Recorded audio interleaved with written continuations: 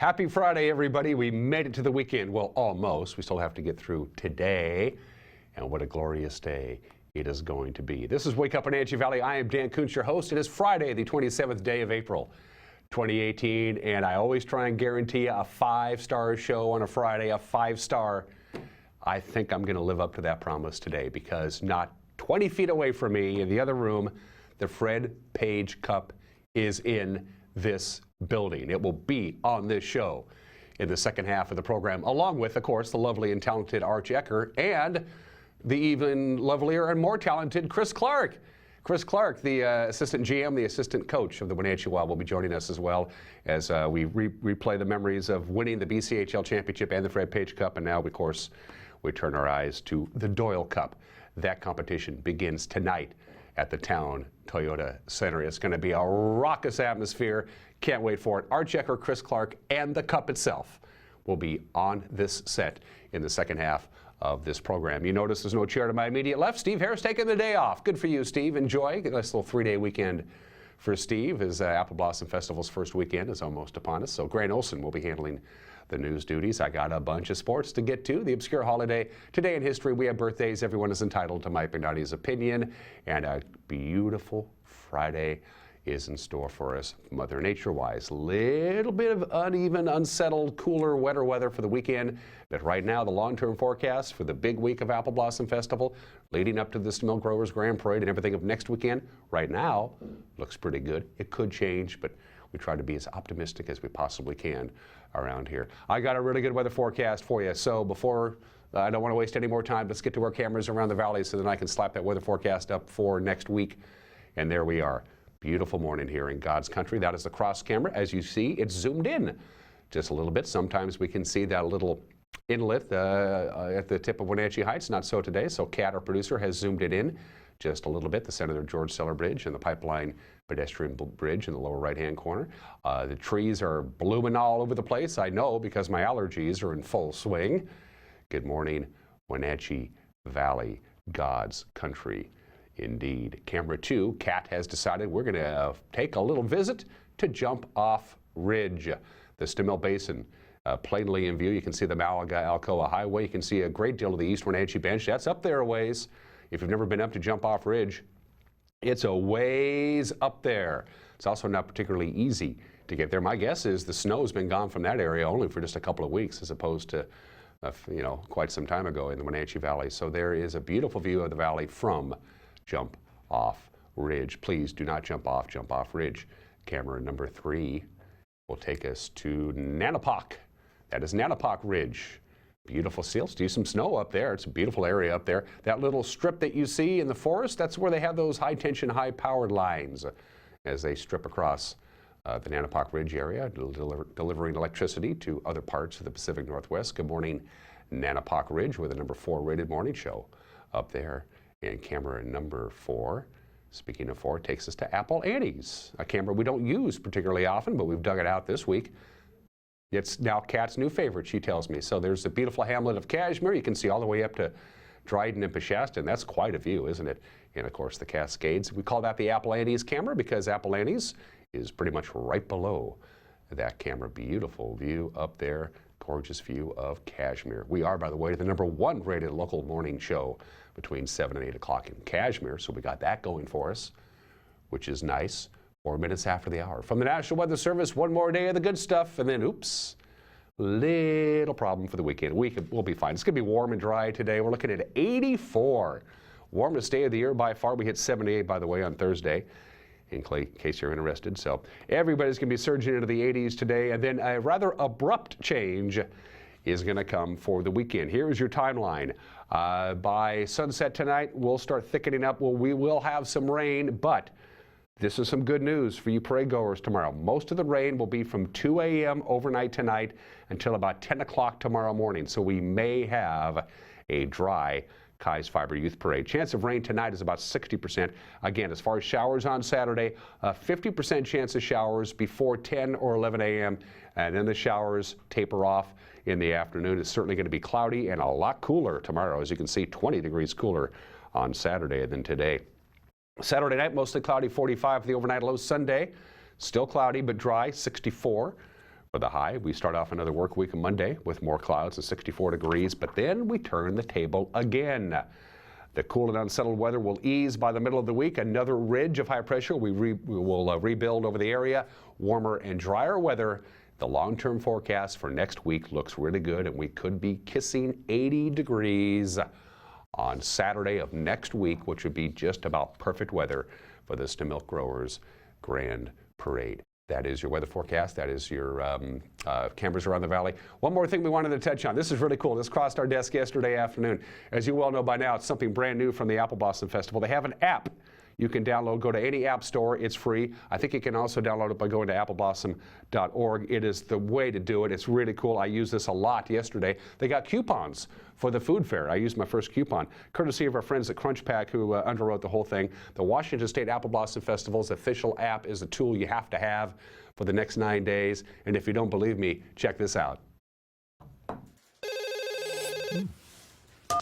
Fictional Apple Blossom Call Center. This is Richard. How may I help you? Yeah, hi, Richard. My wife sent me out for lemons, and now the road's closed. Oh, no. Let's get you to that supermarket, bud. Apple Blossom is here, and that means some roads are going to be closed from time to time. But if you visit the appleblossom.org website or download the app sponsored by Crunchpack, click on the Map Traffic tab. You can see the best way to get around town all Apple Blossom long. Oh, that is awesome. Thank you for your help, Richard. Hey, you bet. When your baby needs lemons, you got to get those lemons. You get me, man. Do I ever. Happy Apple Blossom.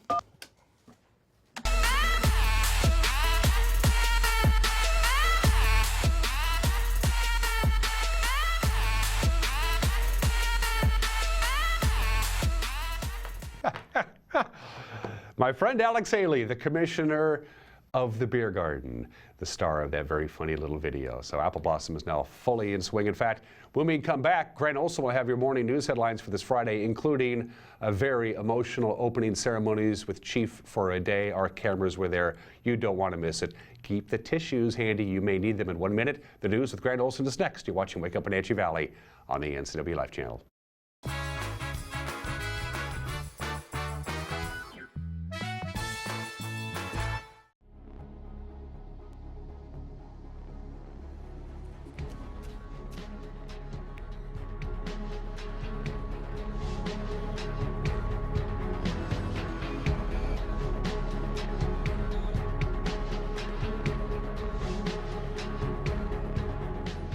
The Walkabout Grill, open 7 days a week for lunch and dinner in downtown Wenatchee and now downtown Leavenworth, where eating out is eating healthy. Your home for the 2018 Washington State Apple Blossom Festival is the NCW Life channel. Be sure to watch the Kai's Fiber Youth Parade Saturday, April 28th, the Les Schwab Classy Chassis Parade on Friday, May 4th, and the Milk Growers Grand Parade Saturday, May 5th, right here. Brought to you by Merry Maids. Relax, it's done. And by Schmidt Electric, serving the West since 1960. Your home for the 2018 Apple Blossom Festival is the NCW Life channel. And now it's time for your local news update with Steve Hare. Good Friday morning. I'm Grant Olson in for Steve Hare with a look at your morning news headlines. The Chief for a Day event is the official kickoff to the Washington State Apple Blossom Festival. 6 local kids had their dreams come true yesterday as they had the opportunity to spend the day with sheriffs of our local law enforcement agencies. Oh, say can you see? Raise your right hand. Do you solemnly swear or affirm that you will truly and faithfully discharge the duties of Chief for a Day for the office to which you've been appointed, and support the Constitution of the United States of America and the Constitution and the laws of the state of Washington? All right, you are now Chief for a Day.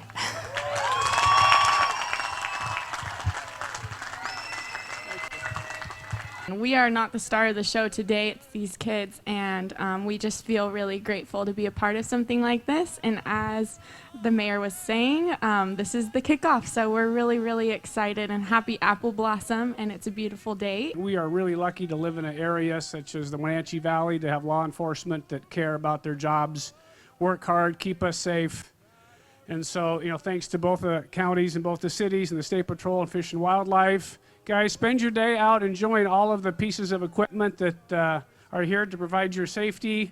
And again, what a wonderful start to the Apple Blossom Festival. This is the 99th festival. I hear something. What is this?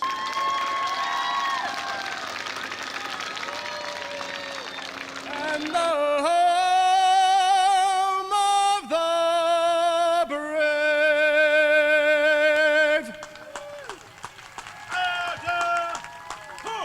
Stay tuned to the NCW Life magazine with Jay Seebeck next week to see the full coverage of Chief for a Day. Well, for the second year in a row, Confluence Health was recently named to Becker's 150 Great Places to Work in Healthcare 2018. Confluence Health announced the selection in a press release Tuesday. Confluence was recognized for its outstanding corporate culture, competitive benefits to employees and clinicians, and most importantly, building a collaborative environment that allows employees to thrive. The 150 Great Places to Work in Healthcare list features healthcare provider organizations and other healthcare-specific companies. The winning organizations encourage professional development among their employees and promote tomorrow's leaders in addition to encouraging volunteering and community engagement. A bill to protect Columbia and Snake River dams passed the U.S. House on Wednesday. The bill, introduced by Congresswoman Kathy McMorris Rogers, will protect the dams by putting into law the 2014 Biological Opinion. That's a collaborative agreement on how to manage the river system to protect fish and support clean, renewable energy. Congressman Dan Newhouse also co-sponsored the bill and testified in favor of it in a floor speech. Mr. Speaker, unfortunately, not every aspect of this matter has been as inspiring. I've been disappointed to see radical and ideological groups use hyperbolic language to insinuate that my colleagues and I are actively advocating for the extinction of our native salmon species. Let me tell you, Mr. Speaker, nothing could be further from the truth, and frankly, I have been appalled that some of my colleagues in this very body have decided to use these same scare tactics to fearmonger other members of this House. They claim we advocate for an illegal or an unlawful plan that does not do enough to help fish, yet they fail to mention that it was President Obama's administration who formally approved of this plan after years of work with scientists, with experts, with affected states, and like I said, with sovereign Northwest Indian tribes.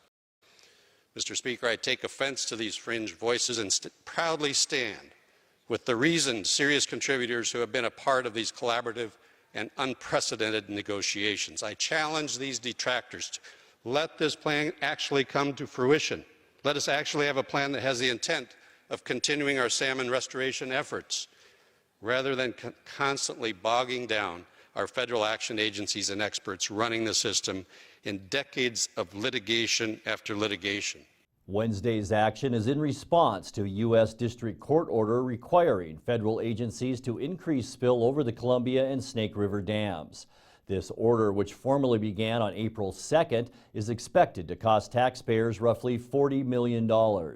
Many scientists contend the spill leads to increased dissolved nitrogen and other gases in the water, actually killing fish. Well, for a state record 24th time, the Wenatchee High School Sports Medicine program finished in the top 4 in the state competition. The Wenatchee High School Sports Medicine team placed second in the state as Wenatchee High School extended its state record streak of 24 consecutive years of top 4 finishes, with 19 of those finishes in the top 2. Grant Coldy of Wenatchee High School was crowned Sports Medicine State Champion at the 24th Annual Washington Career and Technical Sports Medicine Association Championships that were held in Kennewick last weekend. Coldy was also named the top senior and won the Student Forum Presentation Contest. The competition featured 50 schools and nearly 900 students. Wenatchee High School is now qualified to compete at the AACI National Sports Medicine Competition in May. Well, in collaboration with the YWCA, the 4th Annual Stand Against Racism event was held Thursday at Wenatchee Valley College. The event featured a host of speakers, including Wenatchee Valley College President Jim Richardson, Wenatchee Mayor Frank Koontz, and YWCA Executive Director Jenny Pratt, who says the Wenatchee Valley is progressing when it comes to racism, but there's still a long way to go. Well, we certainly are diverse. We have a long ways to go. We have a lot of work to do. And the YWCA likes to help guide those efforts and gather partners to build coalitions and in order to move the dial on eliminating racism. This is the 4th annual Stand Against Racism. Yesterday we were in OMAC with the Stand Against Racism. It was the 3rd time we'd done it there. So yep, it's a national event for YWCAs, and there's somewhere between 400 and 700 sites taking a stand against racism across the country today and during this week. Mayor Koontz proclaimed April 26th as Stand Against Racism Day in Wenatchee. The featured speaker at yesterday's event was New York University professor Frank Leon Roberts, who gave a presentation on the Black Lives Matter movement. Well, the 99th annual Apple Blossom Festival isn't the only event for you to enjoy. NCW Life's Megan McPherson fills us in on all that's happening around the valley this weekend. Here's a look at what's on tap this weekend around the Wenatchee Valley. Columbia Chorals, a bit of Broadway, and all that jazz will be the theme of this official 2018 Washington State Apple Blossom Festival event, featuring Broadway tunes and American jazz classics Friday, April 27th at 7:30 p.m. at the Wenatchee High School. A medley of Gershwin favorites will be included, along with guest jazz musicians from the Wenatchee area. You will also enjoy a stage performance from a Broadway musical by Wenatchee's own State Kids. Tickets will be available at the door. The 2018 WSU Chelan Douglas County Master Gardener Plant Sale will be at Pybus Market Saturday, April 28th from 9 to 2. It will feature more than 20 varieties of tomatoes, including both heirloom and favorite hybrids. Plenty of the winning tomatoes from the Tomato Gala held last August will be for sale. A good selection of perennials, vegetables, and herbs grown by master gardeners will also be available, as well as the ever-popular Walla Walla perennials. There will be between 3,000 to 4,000 plants for sale.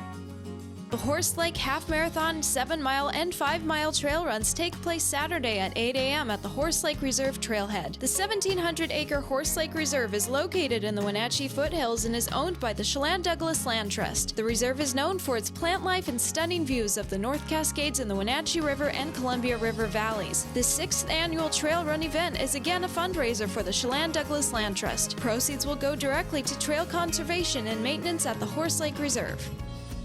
Join the nation's largest group ride here in Wenatchee with the Life is a Cycle event on Saturday from 3:30 to 5:30. Your very own Regional Bike Advisory Council has identified a route that will start at Saddle Rock Pub and Brewery, go to the Saddle Rock Trailhead, and then back. Upon completion of the ride, you will receive some awesome swag and a $5 discount on the Saddle Rock's Wenatchee Pizza.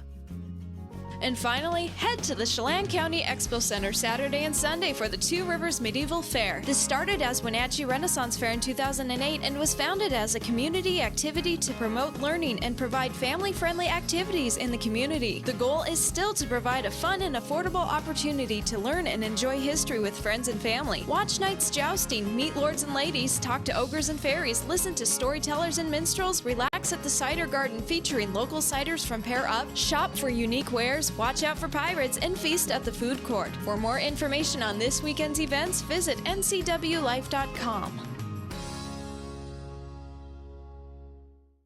And that's a look at your Wake Up Wenatchee Valley News update for this Friday, April 27th. I'm Grant Olson in for Steve Hare, and I hope to see you later today for the NCW Life Evening News. Have a great day.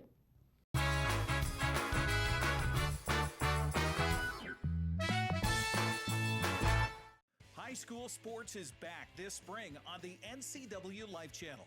Do you like baseball? We've got you covered with the Wenatchee Panthers and the Eastmont Wildcats. How about softball? We have you covered there too with fast pitch action right here. How about lacrosse? Yep, got you covered there too with the Wenatchee Valley Thunder. And of course, there's boys soccer.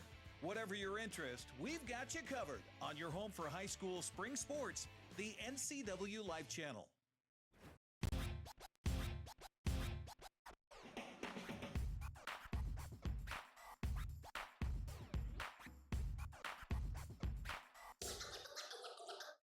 The Arbiter of Stoke is a series that highlights a variety of outdoor adventure sports that are available in the Pacific Northwest.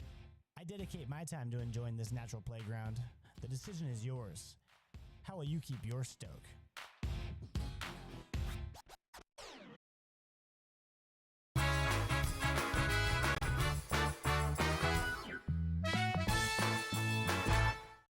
And we are back at 20 minutes after the hour on this Friday edition of Wake Up Wenatchee Valley. I am Dan Kuntz, your host. Sunshine and 49 degrees right now in downtown Wenatchee. We'll top off in the lower 80s. Some clouds, some light rain overnight tonight into about 10 or 11 o'clock on Saturday morning. And then we'll have cloudy skies for the rest of the weekend, but a good-looking week next week. Can't wait for that. Let's do sports. It's been 8 days now. They've been practicing, they've been resting, they've been skating. The next phase in this incredible postseason run by the Wenatchee Wild begins tonight. They won the Fred Page Cup, of course, a week ago Thursday, and now the Doyle Cup is next on the agenda. It begins tonight at the Town Toyota Center. The Spruce Grove Saints, they're out of the Alberta Junior Hockey League. They're in town. The Doyle Cup last contested in 2012 before the Western Canada Cup was formed. So from 2013 to 2017, the Western Canada Cup, or the WCC, replaced the Doyle Cup. The WCC was a 5-team event that featured the winners from the CGHL leagues, which would be British Columbia, Alberta, Saskatchewan, and Manitoba, plus the host team with the top two teams advancing for the Championship Cup. Well, the Spruce Grove Saints competed in the Doyle Cup in 2010 and 2011. They lost both of those in Game 7 games to the eventual champions of both of those years, the Vernon Vipers, a team we're quite familiar with. The Doyle Cup was established back in 1985. The Penticton V's, the last team to have their name etched on the trophy. The winner of the Doyle Cup, by the way, has gone on to win the National Junior A title 14 times. And if you're just joining us, Art Checker, Chris Clark, and the Fred Page Cup will be in our studio in about 10 minutes from now. So, reminder, if you're going to the games this weekend, parking is going to be an issue because the Fantastic Shows Carnival has taken up the vast majority of the parking lot on the north side of the town, or the south side of the Town Toyota Center. So they're using 2 off-site parking lots. You see them on the screen there, and they're going to run shuttle buses back and forth all the time from the Shopco parking lot and the Stamilt parking lot just off North Miller across from Walla Walla Avenue. So be prepared, all right? All right, to the Les Schwab Prep scoreboard from Thursday. We'll start out with soccer. Chelan blanked Okanagan 5-0. Manson got by Tenasket 3-1. We have one baseball score from yesterday. Waterville-Mansfield finished up its rain-delayed game with Soap Lake. They won that one 13-3. A couple of softball doubleheaders from Thursday. Brewster swept a pair from Cashmere, and Waterville-Mansfield edged Pateros in 2 games. The scores you see there on your screen. The Wenatchee Panther girls golf team came out on top in the 5th Big 9 pod of the season yesterday on their home course.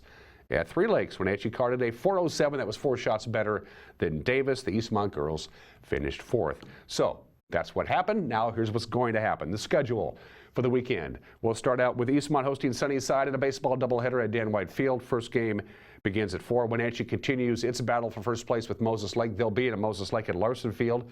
Again, a doubleheader. Again, the first game starts at 4. Chelan's on the road at Brewster. They just play the one game today. That's at 4:30. On Saturday, Cashmere will host Cascade in a twin bill at 11. Chelan is at Connell for a couple, and Pateros will host Waterville-Mansfield in 2, both at 11. Manson will host Brewster in a single baseball game Saturday morning at 11 a.m. Softball action today. Eastmont travels to Sunnyside while Wenatchee will host Moses Lake. Both are doubleheaders. Both start at 4 o'clock. Cashmere will host Cascade in a single girls softball game at 4:30. Tomorrow, in girls softball, Brewster plays at Manson in a doubleheader at 11. Chelan will host Granger for 2. Beginning at 1 o'clock. We have soccer tonight right here on the NCW Live channel. This is a big game. Wenatchee and the Davis Pirates leave off to field at the Apple Bowl, 7 o'clock start. Sebastian Maraga and Matt Wisen will have your play-by-play live right here on high-definition television beginning at 7. Meanwhile, Eastmont will be at West Valley tonight at 7. Tomorrow in soccer, Cashmere travels to Bridgeport, and Manson is also on the road at Orville, 11 a.m., and Chelan will host Granger at 1 o'clock. Also in the prep schedule this weekend, Aniat Tennis is at Pateros today at 4. The Chelan, Cashmere, and Wenatchee tennis teams are all in Spokane. It's the Meade High School Invitational. It's actually the Inland Empire Tournament being held at Meade High School. Track today, Aniat and Cashmere are at Cascade, and tomorrow Wenatchee will host Eastmont, Moses Lake, and Cascade at 10 a.m. And boys golf today, the Wenatchee Panthers are in Lake City, Idaho to play a little golf. Our broadcast schedule is a busy one, as you might imagine. It begins, as I mentioned, tonight, soccer at 7 o'clock, Wenatchee and Davis. Tomorrow, the Kai's Fiber Youth Parade will come your way live beginning at 11 a.m. We'll replay the West Valley and Eastmont soccer game from April 3rd, tomorrow following the parade at 2 o'clock. Then you can tune in for that unbelievable, magical Game 5 of the Fred Page Cup with Wenatchee and Prince George. That's tomorrow night at 7 o'clock. Also of note, Sunday, that crazy soccer match between Eastmont and Wenatchee from March is on at 5 o'clock, and the replay of the Youth Parade will be on at 7 again. That'll be on Sunday. A lot more going on this weekend. The Apple Blossom Bash softball tournament will be down at Walla Walla Point Park Saturday and Sunday. The Horse Lake Trail Run will take place up at the top of the Horse Lake Trail at the beginning there. That's a half marathon, 7-mile and 5-mile run.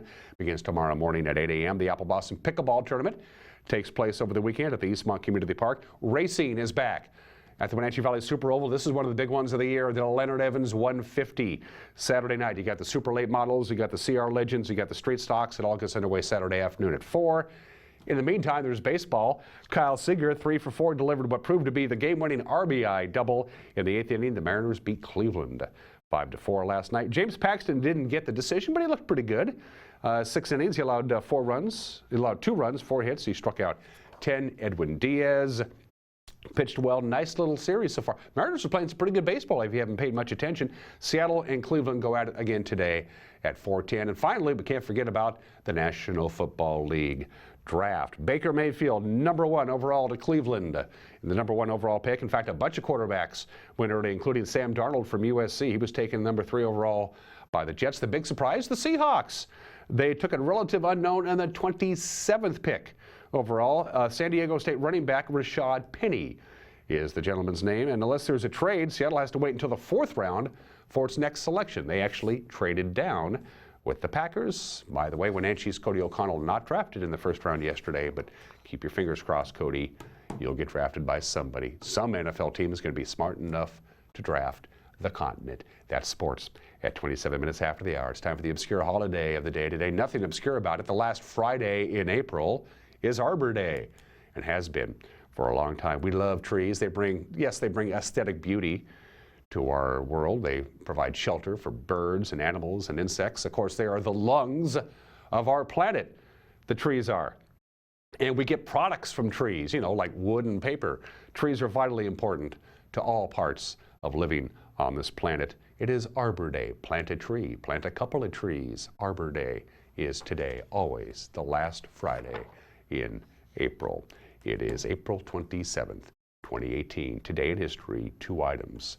157 years ago, April 27th, 1861, Abraham Lincoln, the President of the United States, suspends the writ of habeas corpus. He was flexing his muscles, Abe was, in the early days of his administration and in the early days of the Civil War. The Chief Justice of the United States, Roger Taney, said, "Can't do that. Sorry, Abe. Only Congress can suspend habeas corpus." President Lincoln simply ignored him. When Frank Howard wrote an editorial critical of the president's action, Abe Lincoln had Frank Howard thrown in jail. He said, habeas corpus is suspended, and I mean it. And he meant it. April 27th, 1861. He kind of had no choice, if you think about it. April 27th, 1953, 65 years ago, during the Korean War, they launched Operation Moolah. Here's what it was. The United States Army offered $50,000 to any pilot who would fly a fully mission-capable Soviet MiG-15 from North Korea to South Korea. If he landed it and the plane was flyable, we're going to give you $50,000. The first pilot to defect would get $100,000. No North Korean pilot actually did it. But 3 months after the war ended, a North Korean pilot did land a MiG in South Korea. The war was over. The pilot didn't even know about Operation Moolah, but the government gave him the $100,000 anyway. Operation Moolah. Those are the leaflets that they dropped all over North Korea to try and get North Korean fighter pilots to defect to the south. Didn't work. It was worth a shot.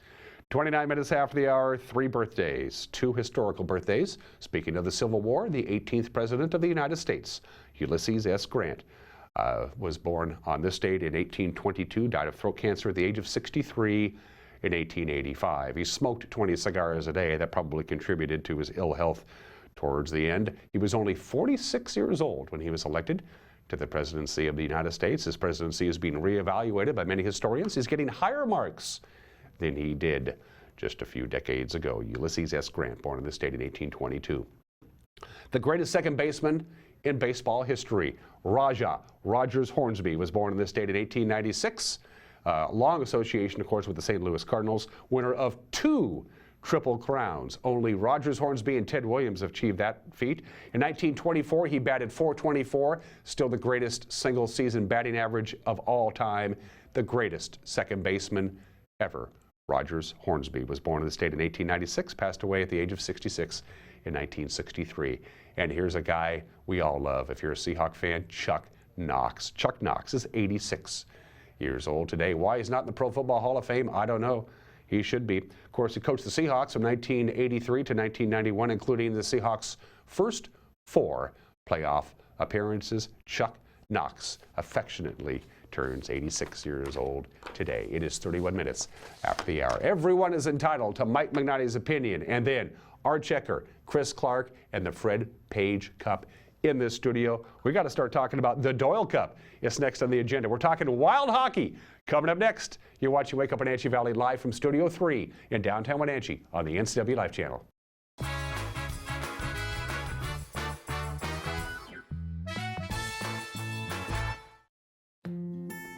This is the NCW Life Community Calendar brought to you by LocalTel. Head to the Two Rivers Medieval Fair April 28th and 29th at the Chelan County Fairgrounds in Cashmere. Go back in time with your family to the Middle Ages where history and fantasy come alive. Join the nation's largest group ride with the Life is a Cycle event April 28th. Ride from the Saddle Rock Pub and Brewery to the Saddle Rock Trailhead and back. For more information, visit ncwlife.com.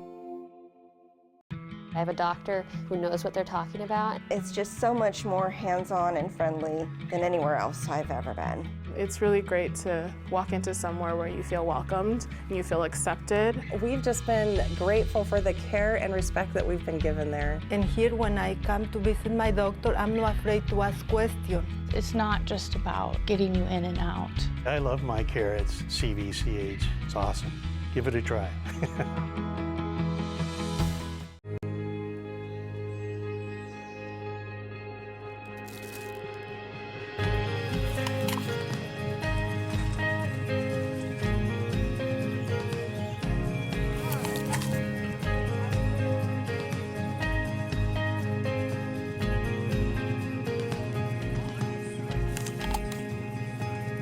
We know crunch.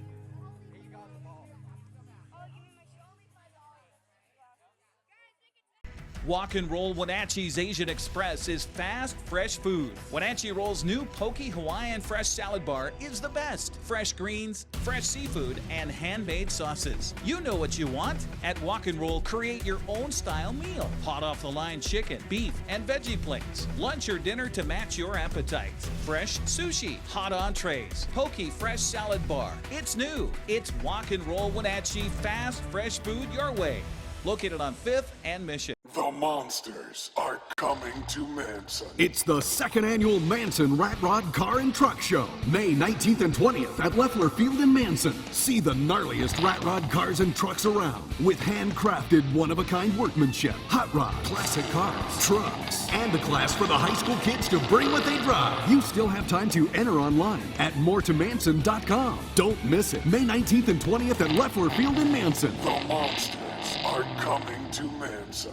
The GS Long Hell on Hooves Rough Stock Rodeo Friday and Saturday night, May 11th and 12th, presented by Northwest Farm Credit Services. It's a rough stock rodeo. The action starts at 6 p.m. and the rodeo starts at 7:30 p.m. Gigawatt presents Mutton Bustin' and a Mechanical Bull, and don't miss a pony ride sponsored by McDonald's. The Redeal Law Firm Mexican Dancing Horses are always a crowd favorite. For those with ice water running through their veins, it's Bull Poker, sponsored by Rimmer and Reuter. Tickets on sale now at towntoyotacenter.com.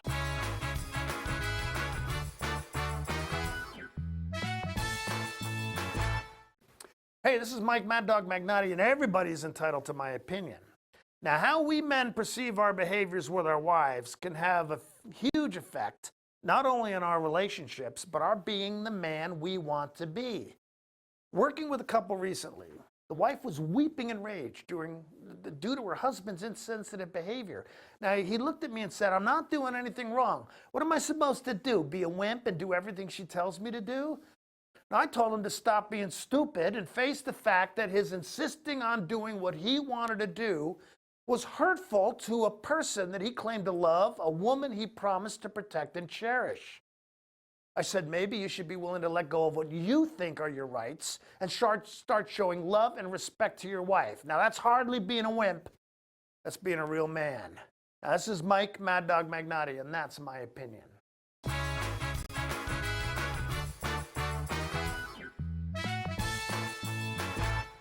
Hi, everyone. Brent. Hey, don't mind, we're just making a commercial here, Randall. You're okay. Hi, everyone. Brent here. You're gonna love this. When you see this, come down and see us behind Nissan. I can do it. I can do it.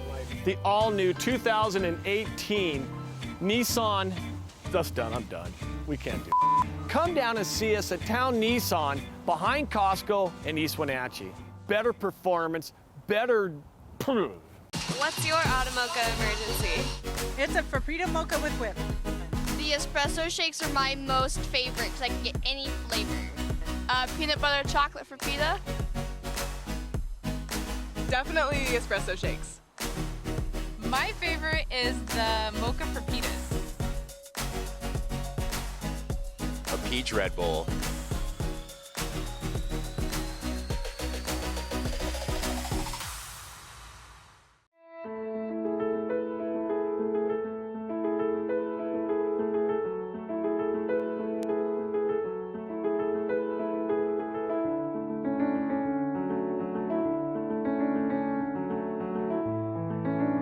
We're here to celebrate every season with award-winning dining, full-service spa, and 170 waterfront guest rooms. Come experience our tradition of hospitality at Campbell's Resort on Lake Chelan. If fishing is your dream, make your dream a reality with a smokercraft boat from Bombfile Boats and Motors. It's not just about catching fish, it's about making memories. See a smokercraft boat today at Bombfile Boats and Motors. They also have a great line of pontoon boats big enough for fishing for the whole family. Find Bombfile Boats and Motors online at bobfile.com or on Sunset Highway in East Wenatchee. Bombfile Boats and Motors, we're dealing. Bobfile's gonna make you smile.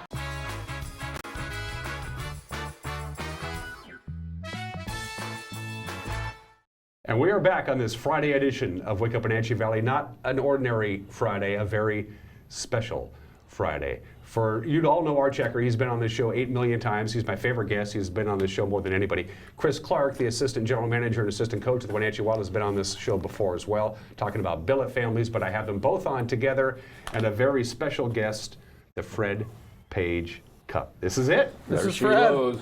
This is Freddie. Oh, baby. Hi, Fred. How you doing? Before we go any further, Chris Clark, how you doing, Dad? I'm You're a awesome. dad. Yeah, I am. It's been 2018 has been a very, very blessed year for me. Obviously, my wife and I had the birth of our first child, Cooper Anthony, and he's doing well. And recently, we got the opportunity or the honor to hoist the Fred Page Cup. So it's been a great 2018, and hopefully we can keep it going here for another month. As a player, your name should be on this cup from about 15, 16 years ago. Yeah. You want to tell that story real quick? In 2001, I played for the Victoria Salsa. It was my first year in the BCHL, and we won. We were fortunate enough to win the Fred Page Cup as well. And when you look down here at the 2000-2001 team, for some reason there's 3 players left off, or 3 that I could count for sure, and unfortunately I'm one of them. So I got to talk to the league this weekend and see if we can get that fixed up. But you know what? That memory is something that will never be taken away. Obviously, it'd be cool to have my name on there, but nice that I'll definitely have it this time around. Let's go back, speaking of great memories, let's go back 8 days ago to Thursday night in Game 5. And the Town Toyota Center was rocking. It was rolling. It was excitement wasn't in the air. It was the air. Throughout the course of the game, as the coach behind the bench, what were you going through?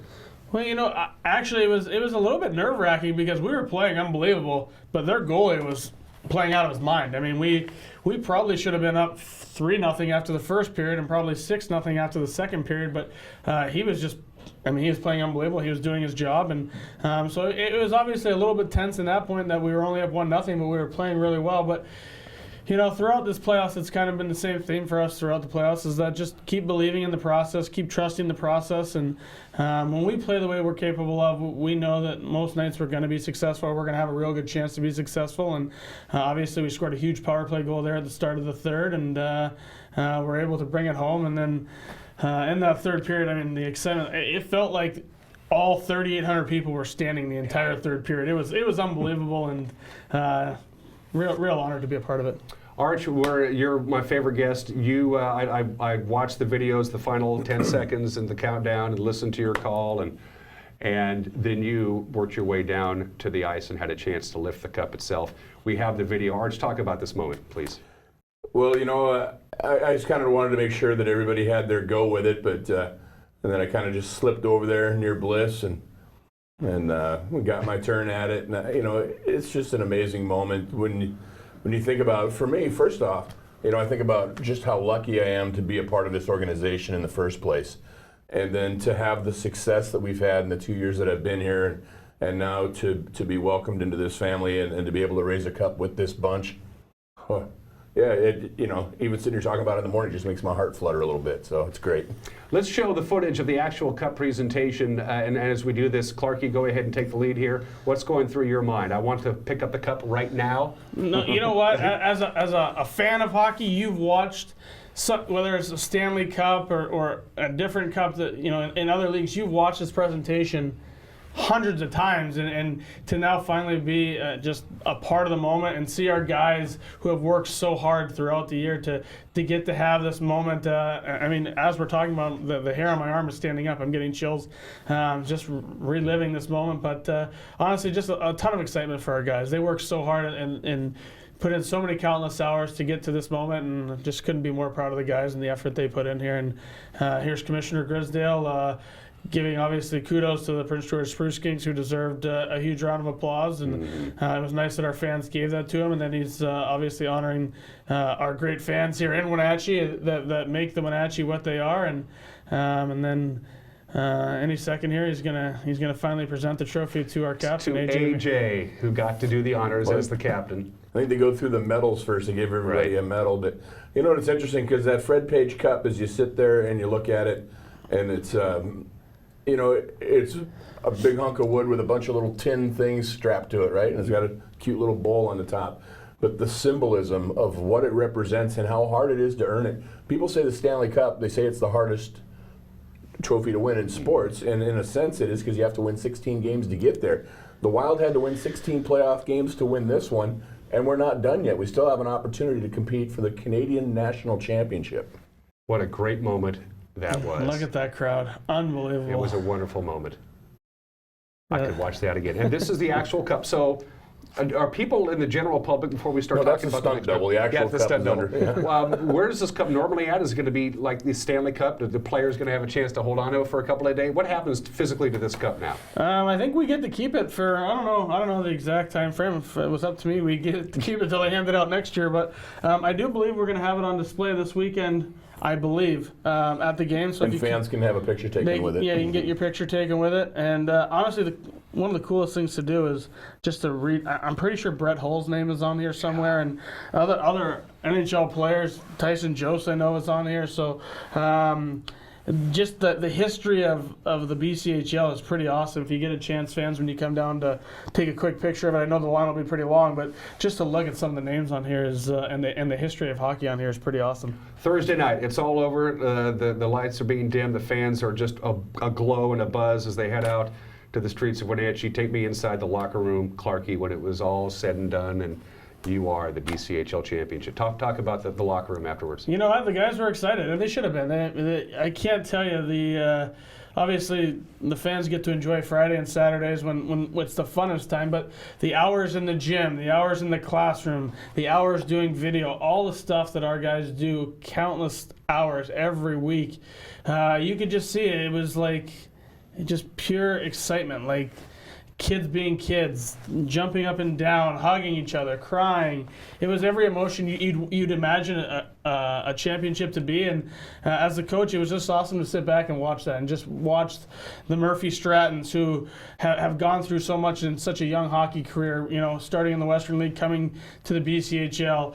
AJ Vanderbeck, who I believe has played 5 years of junior hockey. August Von Ungern, who has been in Wenatchee for 3 years. I mean, just every kid has his own story that got him to this point, and all of them put everything personal aside for the opportunity to win this. And when they finally won it, it was just awesome to watch those guys embrace the moment and celebrate together, and just the pure happiness on everyone's face it'll be something I never forget. You threw out names that we're all familiar with, but this is actually a relatively young team by comparison, is it not? Yeah, from the league. When we started the year with 6 returning players, and really only AJ and Slava had played any significant minutes for us. If you remember last year, Jasper, Lucas, and Sam Morton, they kind of made up our fourth line, and we're rotating in and out of the lineup, and here we are today. And Jasper's the MVP of the league and leading scorer. Sam Morton scored some absolutely massive goals for us, and Lucas Sauter is our Energizer Bunny. I think when we're struggling to find our game a little bit, Lucas finds a way to go out there and create some buzz, whether it's with a hit, a shot, some sort of energy. So it's crazy to again, 6 returning players. If you would have told me this would be the year we win the Fred Page Cup, I would obviously say thank you, we'll take it. But it just goes to show you how much and how far this group has come. And again, it's 8 days later here. I'm still smiling from ear to ear. I know the buzz is still there. I know Bliss did a little traveling last week in the off week. Selling the Wenatchee Wild to potential players with Coach Bliss Littler and his incredible success in this town and these facilities and the fans is a pretty easy sell. Does this make it an even easier sell when Bliss does his recruiting pitch? Oh, I think so. I think, you know what, I think everybody wants to play for a winner, right? At the end of the day, every year you set out in August, let's win a championship. How do we eventually win a championship? So now that we have our first one under our belt, I've gotten texts from I can't tell you how many former players or kids we're currently recruiting, or parents of kids that we're currently recruiting, or parents. I just got one today from John Rockwell this morning at 6 a.m. Congratulations. Good luck the rest of the way. I mean, it is obviously an awesome recruiting tool, but again, when fans look up Wenatchee Wild on YouTube, one of the biggest things they see is our fan base, and that is something that's been constant for 10 years, and that's another thing that's been awesome about this guy is just to be able to share it with our amazing fan base that really has stuck with us for 10 years, and those guys are one of the big recruiting tools, and obviously Fred here will hopefully help us land some more big fish. I love how he just calls it Fred. Yeah, it's Freddie. It's Freddie. Yeah, we're on a first name basis. Arch, was there at any time during the course of the year, and you called every second of every moment of every game from day one to last Thursday when this baby was clinched, was there an epiphany moment for you, Arch, at any point during the season, regular season playoffs, when you thought, I think this team can take this baby home? Was there any one moment, or was it just as the season progressed, you thought this team is gelling as a team and as a family, and we may make a deep run? You know, I guess I would have to say that I think it was just gradual. You always like to feel like you have an opportunity. We were competitive, even in the games that we lost. I mean, it was very rare that we were outworked or that we were outclassed or whatever, that we weren't up to snuff. It was very rare. We were pretty much from the get-go, right off the bat. So over the course of the season, you start thinking, man, and if you don't believe, then what are you doing? Mm-hmm. But yeah, so you kind of get going. But I'll tell you, the moment for me really, when I really 100% felt that this team was going to win, and I talked about this before, but we were in our first series against Merritt, and we played at home. We won the first 2 games, and we were checking into the hotel in Merritt, and Coach Bliss had got all the guys around, handing out the room keys and whatnot, and he basically told the guys, he says, look, he goes, nobody promised this is going to be easy, but I do promise you it will be worth it. And that was just part of the speech he gave. But everything else that he had said in that moment, I remember just sitting there, and I just kind of started to smile. I looked at the ground, and I'm like, this is happening.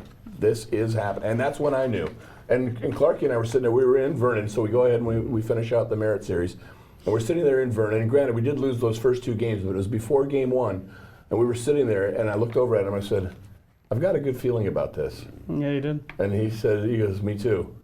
And so it was starting to gel, and we could feel it. And yeah, we did lose those first 2 games, but as Clarkie can tell you better than me, midway through game 2, we knew we were back in that series. And not only that, midway through game 2 of the second series against Vernon, from that point forward, this team has been playing incredible Absolutely. hockey. And to add on to what Arch said, I felt the same actually, ironically, it was after game 2 that we lost to Vernon. I even texted my dad and I said, I'm telling you, if we play the way we just did the last half of that game, we got a chance to go far here. And it was weird because we had just lost, and you would think, oh, you're down in the dumps. And it was, and I think that actually might have been the turning point for us. Of course, you're bummed you lose game 2 and you're down 2 games to nothing, but you could see in our locker room after that game that, you know what? We really can do this. We have the team in here to do it. Of course, we came up a little short tonight, but if we play the way we're capable of, and that's why you always hear us talking about the process, and we have our keys that it has little to do with the opponent and everything to do with us. And we know that if we go through our keys for us to play well, that most nights we're going to have a good chance to win. And our guys have really bought into that, and here we are today. Game 3 of the Fred Page Cup Finals, double overtime, which put us up 3-0, was the moment for me. Sure. I'll go, Prince George is too good. They're going to at least win a game. It's a long bus trip. But when I got it, I couldn't stay. I was listening to Arch, and I have to go to sleep. Yeah. Because I get up early. And when I woke up the next day and I discovered that we won in double overtime, up in Prince George to take a 3-0 lead, that was huge too, wasn't it? Yeah, well, absolutely. And you know what? Thankfully for us, we had already played a double overtime game against Vernon, and probably a little bit more difficult circumstances, being that we gave up a goal with 0.3 of a second left to give up the lead. But our group had a ton of confidence in that overtime period, and obviously you go through the first overtime, and when you go into double overtime, there's going to be massive chances at both ends in that first overtime, and both goalies made huge saves, and our guys, again, they remained with it, and they never lost confidence. They never wondered what if. They just kept playing. They just kept staying in the moment, and we've had 2 double overtime goals so far, and both have been defensemen. So it really goes to tell you that you have no idea who's going to be that hero. And man, that was definitely a huge moment for us, and being able to take a 3-0 lead against them. Obviously a very good team, and Prince George was huge, and then obviously the next night they beat us. So you never know. We could have been coming back here for game 5, a completely different story had we not won that one. And now it's the Doyle Cup, Spruce Grove.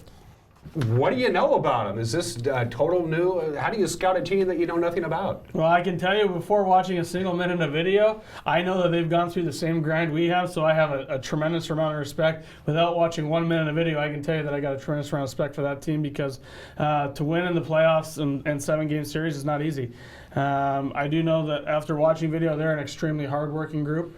They're not going to give you anything for free. They're very similar to some teams that we've played in the past, in that they're going to make you fight for every inch of ice you get, and that's the way it should be. That's playoff hockey. They block a ton of shots, and if you make a mistake or turn the puck over, they have some guys on their team that can put the puck in the back of the net. So they try to limit you offensively. Their shots against total is pretty low per game, but we're going to have to work to create offense, and hopefully we can continue to play with speed and do what we do. And you know what? At the end of the day, may the best team win. A lot of video studying, I suppose, by the coaching staff. You guys put together clips and have the players look at them. Is that how that works from a scouting standpoint, so the players know what to expect? Yeah, you know what? Lee Mendelson, our other assistant coach, our associate head coach, he's gone through and he probably cut 3 games worth of video, and he'll get it down to about 5 or 6 minutes for the guys to watch. And obviously you'll try to learn their tendencies on the power play or on the penalty kill, what they like to do on the forecheck.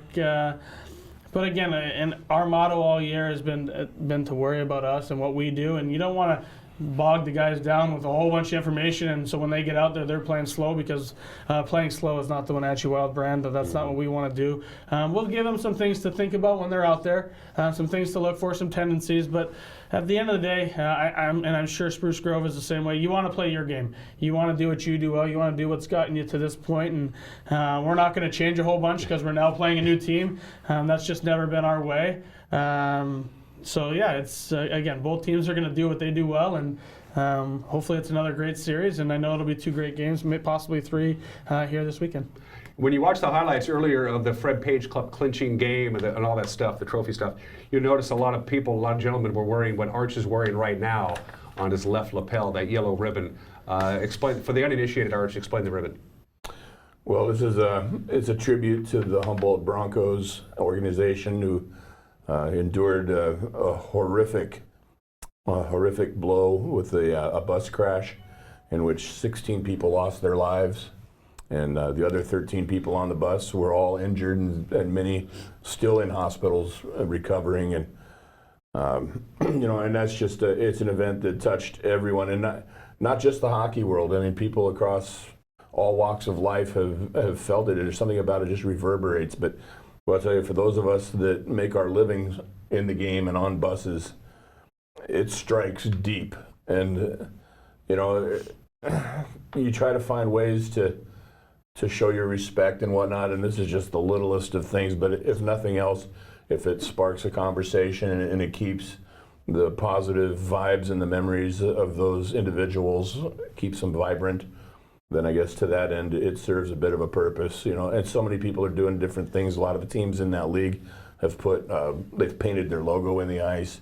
And most recently, the Nipawin Hawks, which is the team that Humboldt was on the way to play, they just won their series, and they've advanced into what they call, they've got the Anavet Cup over there, but they all wore green helmets in their series as a tribute. So everyone's doing a little something and trying to help. And of course, they had the GoFundMe account, which helped quite a bit. And even more importantly, I think, is the SJHL has spearheaded an initiative to help with counseling, because, I mean, I'll tell you what, people can try to be strong, but I'll tell you that when it gets in there, you got to talk about it.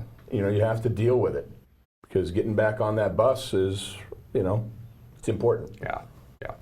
You still got the beard, buddy. That's always good news. Yeah, that's right. It's April 27th, and Arch is looking more and more like Dan Haggerty every day. I want you to look like ZZ Top by, say, about a month from now. Is that possible? Working on that. The beard tradition was originally started by Blackbeard with his hockey team. Oh, I didn't know that. Down there in the Cayman Islands back in the day. You're making that up, aren't you, Arch? Well, 90% of the things I make up are made up on the spot. Talk about the format. Kind of different now because of the distance between the two teams. Arch, go ahead and. Yeah, well, they're so far apart.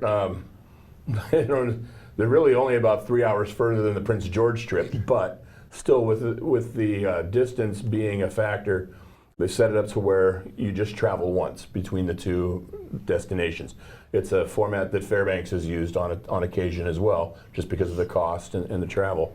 So what they've done, and it's done on an alternating basis. So this year just happened to where it was set up, didn't matter who advanced, but the BCHL would host the first end, AJHL would host the back end. And so the idea is to try to guarantee that both sides get 2 home games, because that's fair as far as trying to help offset your costs and have 2 gates. So they set up to where the first 2 are in the BCHL. Now, if either team wins the first 2 games, well, the series of the best of 7 could only go 4 games, right? So you have 2 here, then they'll move it over to the other rink, and they're guaranteed at least their 2 games. So that's the reason why, if the first 2 are split, then we'll play a game 3 here, and then the AJ is still guaranteed their 2 games. So that's really the impetus behind why that convoluted, semi-unusual format is there. But it's only unusual, I think, to people who consume major sports primarily, because in minor sports, it's more common than you'd think. Spruce Grove's going to come into town, and they're going, Winnetachi, there's a carnival going on, and there's parades, and there's people everywhere. Here's a tip, Clark. It's a typical Friday in Wenatchee. Absolutely. That's how we roll. That's why we got the best. We live in the best city in in my opinion, anywhere. We got 30 seconds left, you guys, right in the center camera. Tell the fans, go get them. Whatever message you want to give to our audience. Please come on, continue to come out and support the boys. You have no idea the home ice advantage it gives us when we come out and there's the building is rocking. We touched on last Thursday. It was an unbelievable atmosphere. We need that again this weekend. Please come out, enjoy your other events, and then at 7 o'clock on Friday and Saturday and possibly Sunday, please come back out. Arch, 10 seconds, last word. Park over at Shopco and ride the shuttle. I know parking's going to be a bear, but it's worth it. The atmosphere in there is because of you. We'll see you there. Freddie is in the house. Have a great weekend, everybody. We'll see you Monday. Bye-bye. This is where we talk.